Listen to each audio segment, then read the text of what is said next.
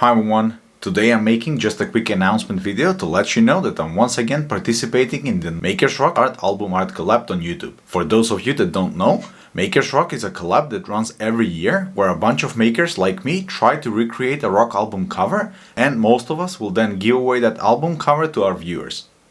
Since all of the participating makers have different backgrounds and different theme channels, the end result is this beautiful collage of very differently built album covers that highlights the different skills each of one has. I did participate once before in 2018, where I made an Arduino based light show under the cover of Judas Priest Painkiller album, and for this year I will be recreating the cover of Eliminator by ZZ Top. Since this is an electronics related channel, I'll be once again adding some cleverly hidden accessories to it.